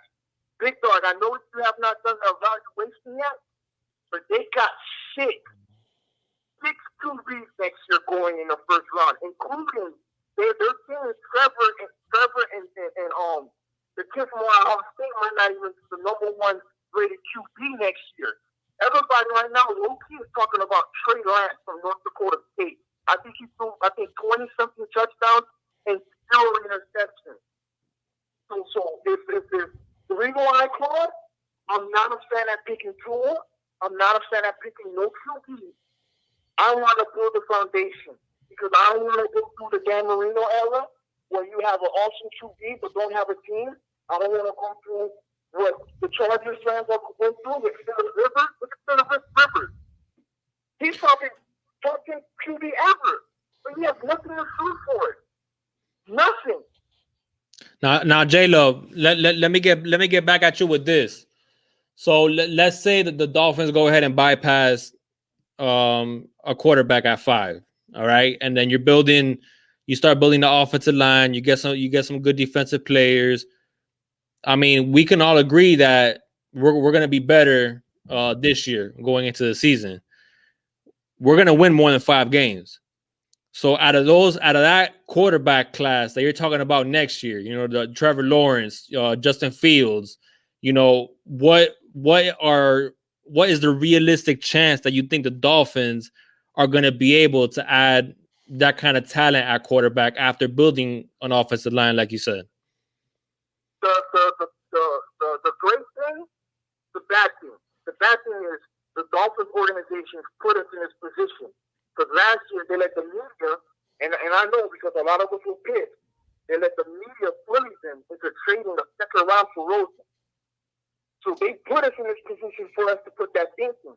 And to answer your question, next year's QB class, even if we don't get the first, second, or third, the fourth, fifth, sixth QB is way better than Jordan Love as the third option, or Jacob Eason, or Jalen Hurts. That's my response. I gotcha. I'd rather build a foundation so when the QB comes in, all he has to do is not mess up. Look at Pat Mahomes. Pat Mahomes is a great example. Lamar Jackson, another great example. Go somewhere that has a foundation. And I don't think we have a foundation yet to do it, especially when you're already telling the fan base we're 2-3 years away. And let's say we do win 6 games next year, and we're in the top 10, top 15. We have enough capital to move up. Am I right or am I wrong? No, yeah, 100%. Because we got a lot of picks next year as well. Let me ask you a question though, J-Love. Why wouldn't you, being that what you're talking about is, and listen, it's true. It's true. There is very few offensive linemen that on our roster right now that you would say are above average NFL players, without a doubt. So we need an offensive line. Wouldn't that lack of offensive line? The whole offensive line. If you get Herbert, you have to set him up. You have to go all in. It can't be halfway. Build the wall of Dallas. The same way Dallas did, build it the same exact way. Because look at David Carr. He got beat out of the NFL. It wasn't terrible. Yeah. He got beat out of the NFL. He did. J-Love. I'm sorry. Go ahead, continue. So I'm taking what you're saying and then I'll throw it right back at you. So let's just say, hypothetically, the Dolphins take Tua at number 5. Tua's not going to play next. Take Tua at 5. I'm happy. I'm still happy. Okay. But you have to be aggressive. You got to get to the number 1 or number 2 right tackle. After the number 1, number 2 right tackle, it's Lucas Niang in the second round. And another thing that a lot of people are not talking about, and I already know you guys said it already. I think a couple weeks ago when we see the Dolphins at 5. They take the whole draft. Because I'm let me keep talking because I have nothing against Tua. If we get our franchise quarterback and Tua coming all the way at 5, the whole NFL are not going to make it easy for us to get that right tackle. They're not going to make it easy for us to get that left tackle. You just did the mock draft. I mean, realistically, Arjen Thomas is not going to be there at 18. And thank you for doing the mock draft, by the way. I think 5 went in the first 15. Like I'm talking about tier 1. So that makes it difficult. That's why I say build the roster first, and then worry about a quarterback later. Especially when you're already saying that Tua doesn't have to play this year. And that's another issue I have also. Tua is not clear to play. That's the reason why the Dolphins are skeptical. They're saying that he might fit. I mean, J-Love, we have the top 10 pick next year. We're going to be like the Cardinals. J-Love, who do you prefer? Would you want Herbert or Tua at 5? If I want Herbert, I would take Derek Brown over Herbert. No disrespect. Herbert, anything I call you, with his arm. He's a leader. He can move the pocket with his feet. I mean, if you got the proper things around him, it's okay. But Herbert didn't show me anything with his arm that he's the guy. And there's something else that people are not talking about Herbert. Herbert played behind probably the best offensive line in the country. He did. They had a very good offensive line. You know the left tackle for Oregon? He's locked in at the number 3, top 3 pick next year. They're talking about he's probably one of the best left tackles to come up in the past. No. Your point is solid. They're rated the best offensive line in the country. Yeah, that's true. That is true. So I'm not. If you get Herbert, okay. Let's say if I get Herbert, okay, I'm happy with Herbert. You have to build the foundation. Yeah. No, you're right. Listen, your point's well taken. And to an extent, J-Love, that's exactly what I was talking about last year when I said about our offensive line. that everybody was focused on the quarterbacks, and I say, guys, there's never been a great offense with a bad offensive line. Just doesn't happen. And so you're right. You're 100% right. I mean, you have to build there. My thing is, and J-Love, this is why I want people to understand. I agree with your point, and I agree with your premise and the way you build a team. You have to build the trenches first because that's going to carry you. But my thing is this. If you believe that a quarterback is the guy, then I think you take it. I believe Herbert's that guy. But if they don't think Herbert's that guy, or they don't think Tua's that guy because of injury or otherwise, then I would say to you, why not trade back from 5 and build that offensive line with another pick? The problem with trading back at 5, this is the problem with 5. 5 is truthful. It's 18 and 26 that even when you trade back at 5, who are you going to get? That's another big question. Because if you trade back from 5, and trust me, if you go too far, none of those right tackles are going to be there. The left tackle class is deep, but if none of those right tackles are there, you're in a heap of trouble. But here's the thing, though. The best player available. I think we could get at 5. We could end up getting 2 number 1s and possibly a number 2, especially if you're looking at a team that's jumping up from 20 or from 15. You know what I'm saying? If they're in love with one of the quarterbacks, if I'm not taking Herbert or Tua, I'm not staying at 5 because I would have to overdraft one of those tackles. No, is it overdrafting?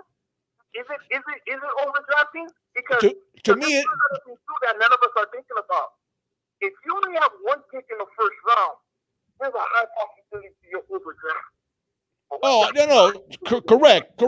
But here's my point, though, and this goes more from a overall strategy to a draft. Okay. Is I never want to overdraft a player unless I believe that player is worthy of that pick. I'd rather move back and get that player. You know what I'm saying? If there's a player, let's say I think J-Love T is a late first round grade. Okay. And I have a pick in the mid first round. Just because I like you as a player doesn't mean I'm going to overdraft you. Because now what I'm going to look to do is, since there's not a player that I'm pounding the desk for, I want to now move back and get some extra picks. Okay. Now let me hit you with a nice question with this debate, and I'm pretty sure the chat is asking the same thing. If you move back, who's on top of your board? Because you can't really say that about the right tackle position, because everybody in that right tackle position is going to be drawn at 13. And if it wasn't for Lucas, I don't think so. The reason why he's not a first-round product, but still a high second round, because he's going to sit. So who would be on top of the board if you do move back? Who would your strategy be? I think if we trade back, I'm okay with trading back, but you can't trade back that far because then you're gonna miss out on one of the elite offensive tackles. I think that's what J-Love is trying to say. No, but here's my point though. I'm not drafting one of those tackles at 5 when I know that there's teams out there that would give me the house for one of those 2 quarterbacks. Okay, but what if Derek Brown or Isaiah Simmons goes number 4, and then you got worse on the board? You see, I think that's what J-Love T is saying, is that there's a big possibility that one of the I'll take worse at 5. If I'm not in love with those quarterbacks, with either one, right, then I agree with it, and I take worse. But I'm not taking Becton there. I'm not taking Andrew Thomas there. So.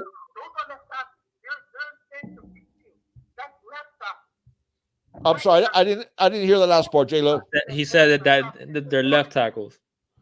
Okay, I see what you're saying. Becton is going to be between 12 and 16. Andrew Thomas is going to be between 12 and 16. That's what I was saying. That Right. No.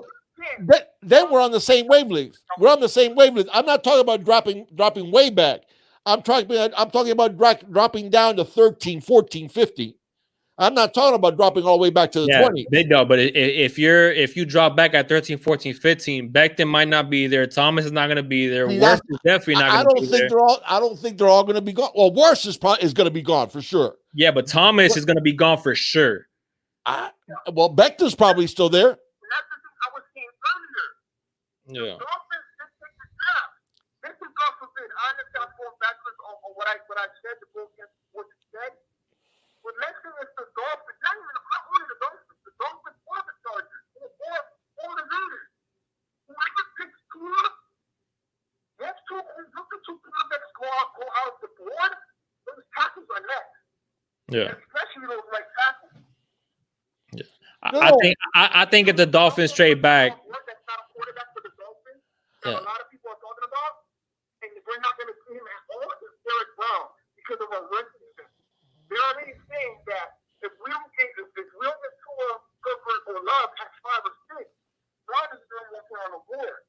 And everybody knows Brown is not going past 6 or 7, especially with the Panthers with Daniel on stopping the run. Yeah. So I don't know dropping that 2. I don't know. I just don't. I think, in my opinion, you need if you're gonna trade back from that 5th pick, it needs to be with somebody in the top 10. So it needs to be that 9th, 8th. I think we're actually all on the same wavelength, J Love, because I understand where you're coming from, and I think your point is 100% solid. I agree with you that if you're not in love with either QB, you don't take them at 5. But here's the flip side of that, which I'll say, if I'm not in love with a tackle at that spot, because to me, the way I look at building a team in the NFL is every pick has a certain value to it. Now that value will shift depending on the season, because you'll have some seasons that you'll have a lot more depth of talent, or you have some seasons that have a lot of high end, but they don't have a lot of quality depth. So each season has its own unique characteristic.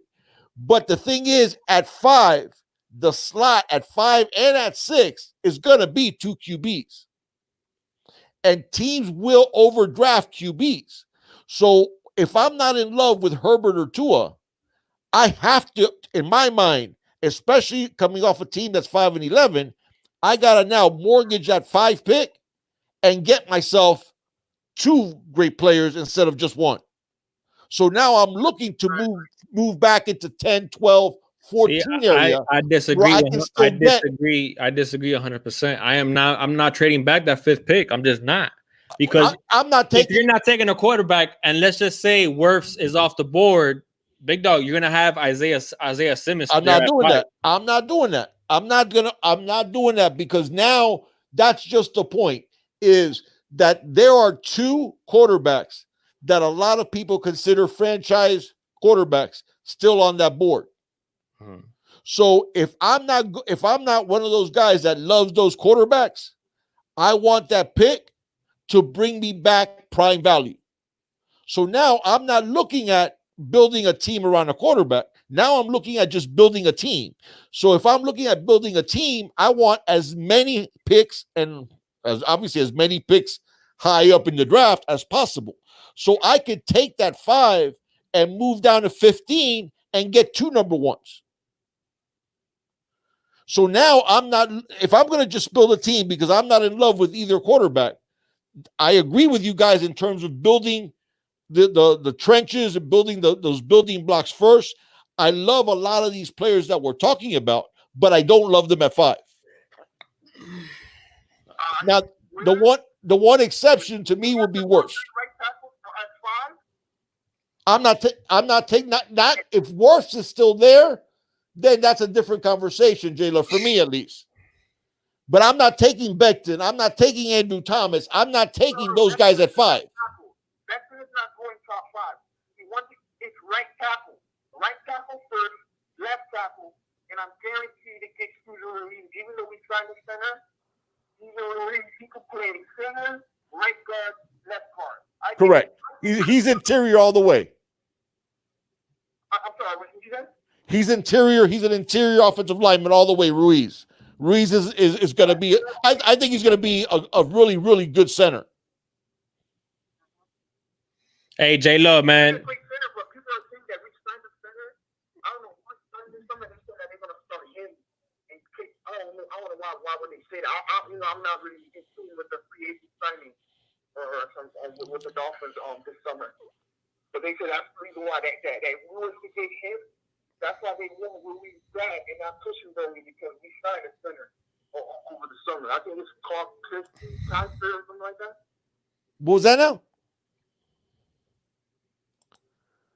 What'd you say, J-Love? I didn't hear what you said, J-Love. We signed this summer, Kaiser or something like that. From the Patriots. Yeah. Oh, Slim Shady with a donation. He says, "Is that true, Slim Shady?" He said, "Breaking news: Winston to the Dolphins." Or are you just messing with us? No. Stop it.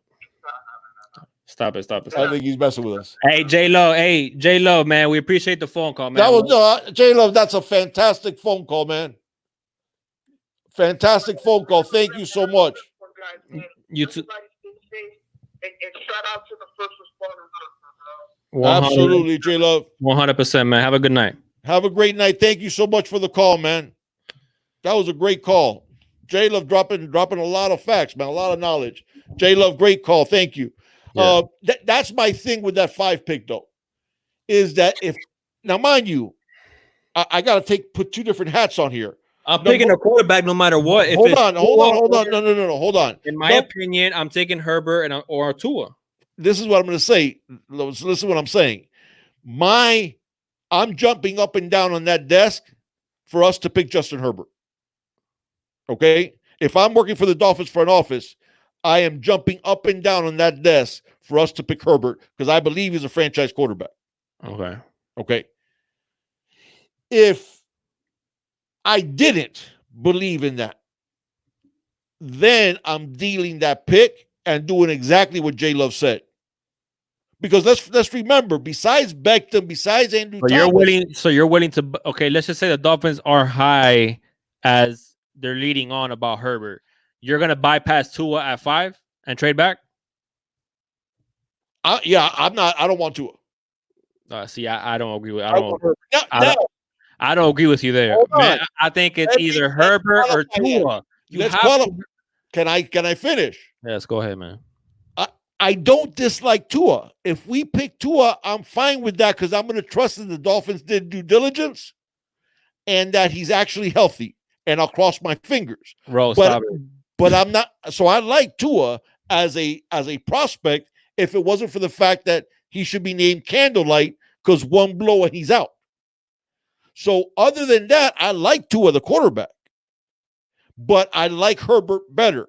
Now, my point is, if you don't like both,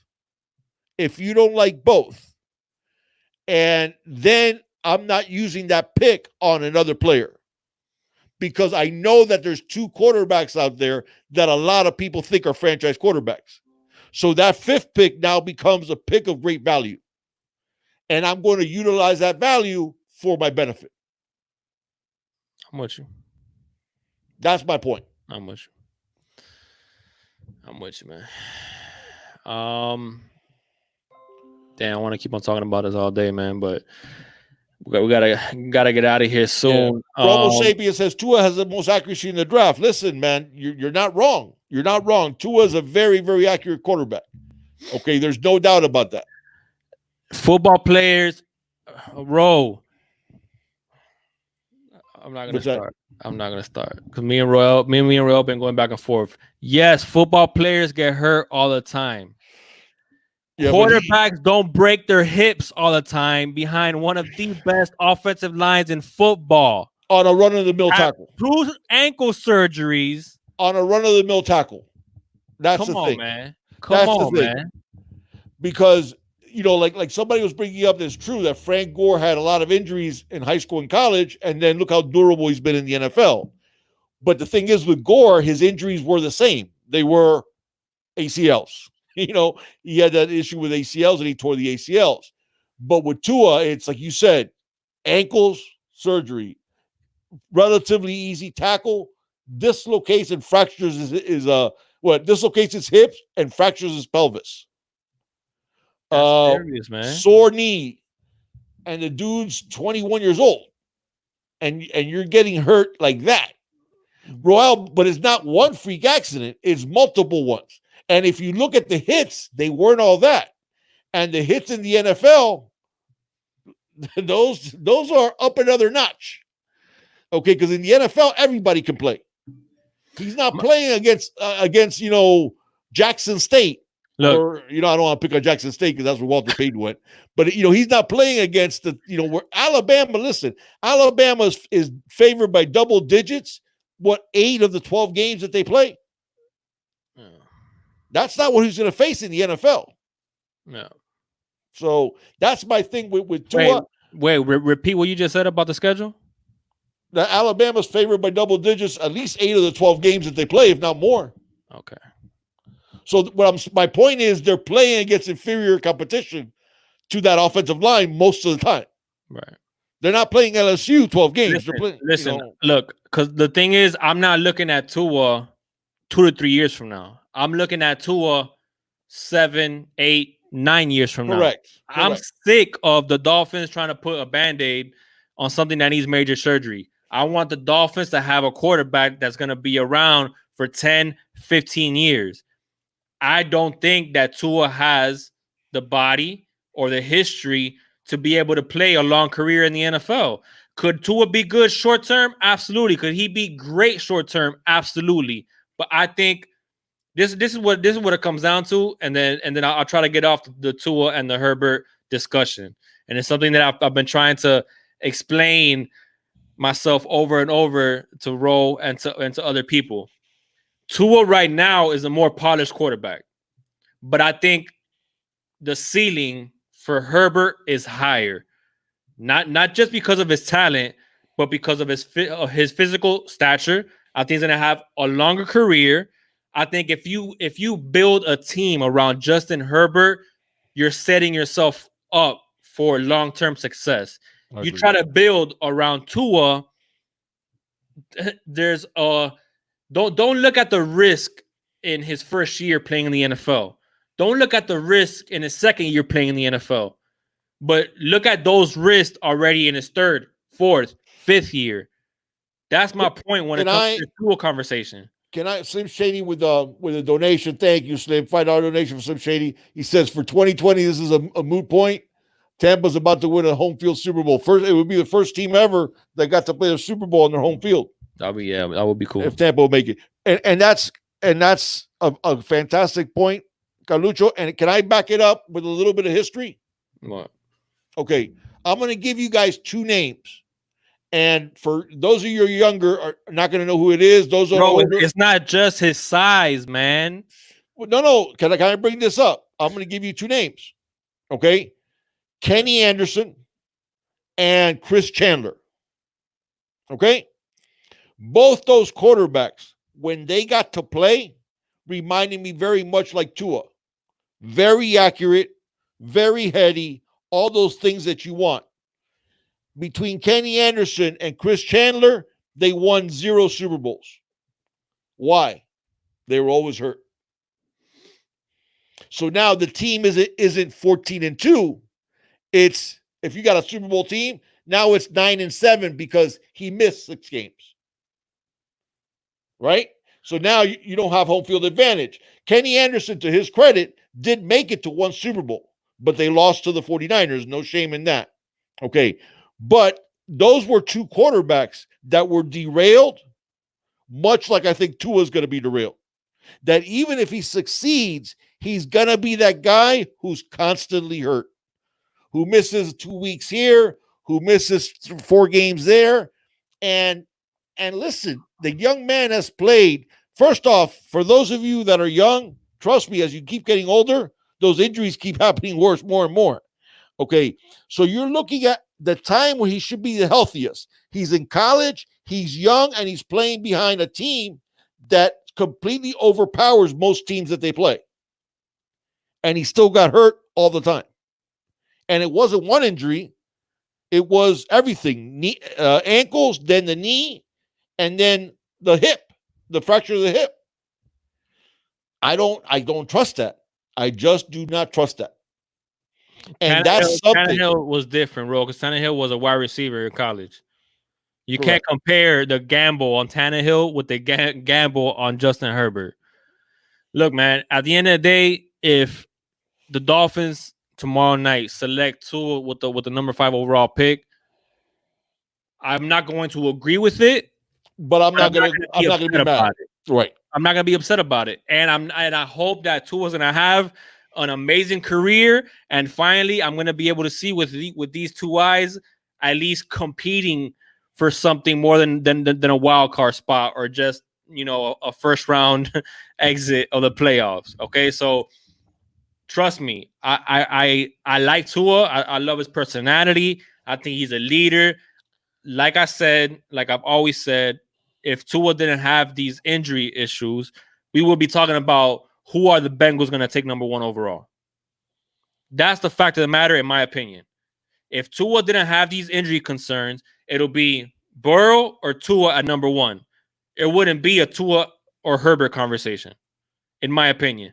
But we can't run away from these injuries, man. And at the beginning of last year, when we started tanking, who were we tanking for?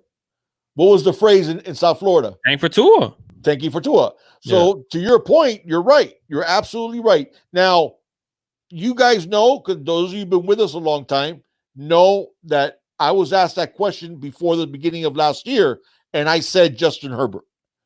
I've always liked Justin Herbert. I think Justin Herbert has a humongous upside. This is a young man who's a real 6'6", not a fake 6'6", a real 6'6". Okay, 236 pounds, 35.5-inch vertical leap. 4'6", what was a 4'6'9"? I think he ran in the 40. Cannon for an arm. Smart. Tested a 39 on the Wonderlic. Leader. I just, guys, I don't understand why. I've seen it before, that people do this. When there's a quarterback like Herbert who check marks every single box, they have to come up with something to ding him. So they start searching him harder than they do other people. It's like, I'm not comparing it in different sports, but it's almost like the LeBron, Will Chamberlain thing that we used to talk about. That when people can't find anything negative, it's almost like they have to come up with something in order to dig him on. That's the thing with Herbert is I don't see it. Tua versus Aaron Donald equals. Exactly. Equals, man, see you in a year and a half. White chalk. Listen, man. Look at that hip injury from last year. That wasn't a big hit, guys. That was a hit that quarterbacks get tackled all the time. You see quarterbacks running out of the pocket and get tackled by, like a shoelace tackle where the defensive line guy dives at your ankles to get you down because you're outrunning him. That a quarterback gets brought down like that 30 times a year in the NFL. Yeah. And I saw the hit and it was like, what? And then I hear they're flying him by helicopter because he has a fractured pelvis and a dislocated hip. And I'm like, on that hit? Yeah. I just don't see it. And listen, there's guys, I know people bring up examples. I can name you, if I sat down and thought about it, I can name you 50 guys whose bodies just weren't made for the NFL. They just weren't because of injuries, because they just couldn't. And listen, there's a ton of them, guys. There's a ton of them. Okay. Terrell Davis, okay, obviously his injury was a major knee injury. All right, but he didn't last very long. Going back to like Gale Sayers, I can name you a ton of guys who had a tiny career, who had all the talent in the world, and they just couldn't stay healthy. They just couldn't. And I think Tua's going to be one of those guys. So we'll see what happens, man. Take it for what's worth. And on top of that, I love Herbert. So it is what it is. Hey, man. I hear my baby's crying. I think we had a lot of people on here, 100 and some, and on our live chat again. Thank you guys so much for joining us.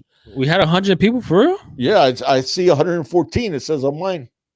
I see 34 on mine, man. No. It's and mine is updating constantly because it was just 110. Guys, how many people we got here in the? Oh, we got 3 people that hit the dislike button.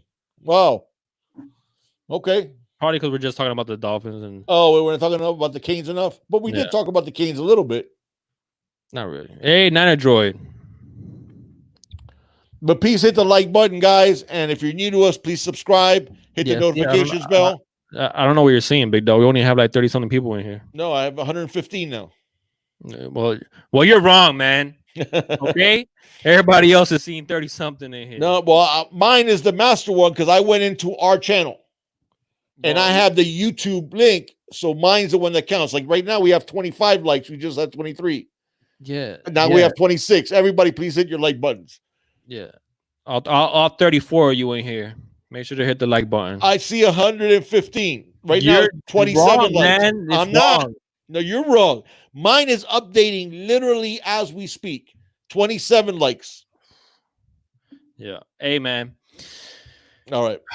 Hey, so yeah, let's see what happens, man. Tomorrow, obviously Friday, Saturday, man. Finally, we get to see some sort of football, some regardless of your team, the Dolphins, whoever it may be, some sort of sport, something to talk about more than just the repetitive Tua versus Herbert or the 27 million mock drafts that these analysts have done. That's it. Real picks, real players on real NFL teams is coming soon, man. Maybe we might go live this weekend to recap the NFL draft, to recap the Dolphins, see what they did, and to give our grades. All right, we'll go ahead and give our grades on the draft. We'll give our grades on every single pick, where the pick was taken, and don't be surprised if we see some trades. Because I think we're definitely going to see a very involved. What is that? What does that say right there? Yeah, that's probably in total, Big Dog. No, dude, it goes up and down. It's not in total. That's not what you're supposed. I'm telling you, that's you're not gonna argue with me. Really? Yes, I'm the tech guy. It goes up and down. Uh-huh. But you're not on our channel on YouTube. Okay, Big Dog. So I am. So why is everybody saying that we only have 30-something people in the chat? I am, because they're not looking on YouTube Studio from our channel. I'm looking on YouTube Studio from our channel. All right. I'll let you. That goes up and down. All right, you're wrong. All right, you're wrong. So hey, with that being said, man, how many likes and dislikes do you see? Look, Chuck Mobier said no, that is the minutes. Those are the amount of minutes that we've been on live. No, because we're on longer now. We've been on 2 hours. You're almost there in minutes. Let's see, because I've seen it go down. That is minutes. It might be. That actually might be minutes. You're right, Chuck. That might be minutes. No. Don't tell Chuck he's right. No, you're right. That may be minutes. I'm right. That makes sense. I'm right. You're right. That makes sense. Okay. Thank you. That makes sense. At least now I see what it could be saying. But I don't know why. I've actually seen it go down. Oh, well. I don't know, man. Yeah, you guys are probably right. It probably is minutes. Or it is minutes. That is what I'm looking at then. Okay. See, but I always thought that was a streaming one. I'm just playing with you, Big Dog. No, dude, I'm not saying. Obviously, I don't know a lot of this stuff. That's tech stuff. But you had your moment to shine when it came to the tech stuff, and you kapooey on you, man. Just went kapooey. Listen, I never said I know my tech stuff. No, I know. I'm just kidding, man. Hey, man, before we get out of here, if anybody in here is new and new to the channel, please subscribe. Hit the notification bell. Hit all so you get notified anytime me and the Big Dog do upload a video. We're usually all about the Miami Hurricanes, as you can tell by our backgrounds. But we do other sports as well. As you can see, like today, the NFL draft. We're going to be covering the results of the NFL draft and giving our grades for the Dolphins and just giving our our take on the NFL draft this weekend. We might go ahead and pick a time slot, but we will notify you guys like always before we go ahead and do that, man. So and hit that like button before you leave too. Absolutely, all 32 of you, or all 120, like Big Dog said. I'm just kidding. We got anything to add, Big Dog, before we get out of here? No, I think we're good. Good, and everybody watch the draft. And I will, as you guys see, it may not be Alzheimer's, but definitely Alzheimer's. For you guys seen, I have started catching up on all the comments, and I will have caught up at all by next week. But I have caught up on some of the comments, and George actually sends us a lot of comments. So, but I have to go through. I have to go through. But thank you guys for joining us. And see, right now it says started streaming 2. Yeah, 2 hours. Is that what it's saying? I guess so. Because before it was saying minutes. I guess. Oh, well, screw it. But that's what I'm talking about. It goes up and down. That's why I didn't think it could be minutes. Because literally right now it just says started streaming, and I saw it go down from 115 to 110 for some reason. Who knows?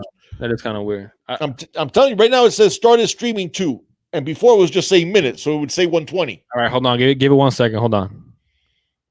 All right, and actually we've been on. Now? It's just right now. It still says started streaming 2. All right, hold on. Give it 1 second. Yeah, you want to see if it says 2 point. Yeah, but that's why would it would be minutes? It would say 120, but we've actually been on 122 minutes.